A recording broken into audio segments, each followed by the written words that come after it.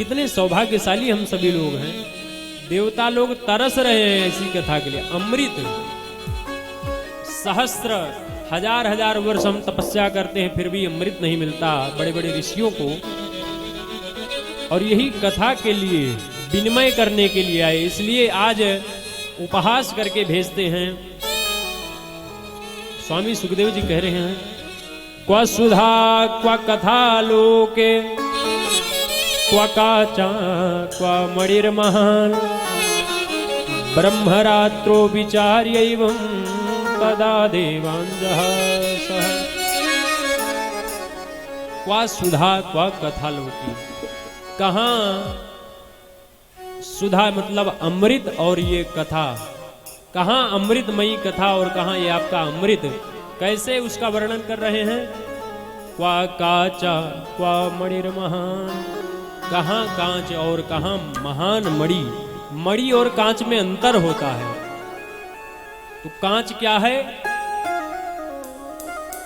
कांच की उपमा अमृत को दे रहे हैं और मणि की उपमा यह कथामृत को दे रहे हैं। बोलिए श्रीमद् भागवत महापुराण की जय। ऐसी हम सभी लोग श्रीमद् भागवत कथा रसस्वादन कर रहे हैं।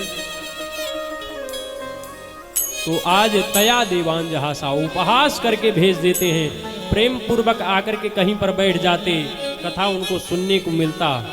और ऐसा ही करना चाहिए।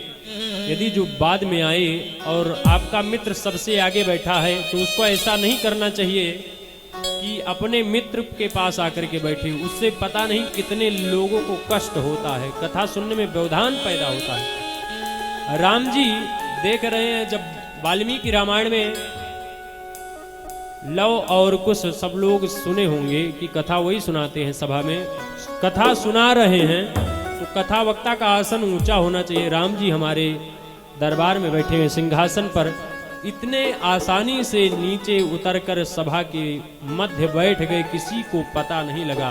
इसलिए कहीं पर, यही नहीं कहीं पर कथा सुनने जाएं, विच्छेदन मत पैदा करें।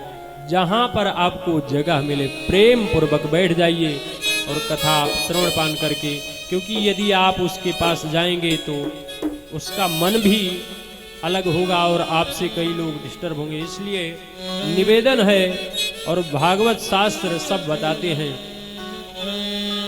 प्रीति वेदनात्, पति और पत्नी के बीच में यदि कोई झगड़ा लगवाता है, लड़ाई,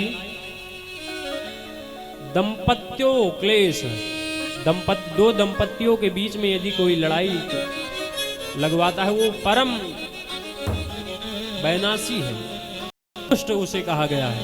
ऐसा नहीं होना चाहिए। और कोई निद्रा में है, सो रहा है, उसको भी जगाना जो है नहीं चाहिए। यदि बहुत ही जरूरी पड़ जाए, जिस प्रकार से कुंभकर्ण को जगाया गया था, तब चाहे जगा सकते हैं, उससे पहले नहीं जगाया जा सकता। अगर सो रहा है तो सोने दीजिए। ये सारे हमारी कथा के नियम हैं। तो आप कथा श्रवण पान कराते समय एकदा हि विशालायाम चत्वार ऋषयो मला सत्संगार्थम समायात तत्र दस्तु नारदम्।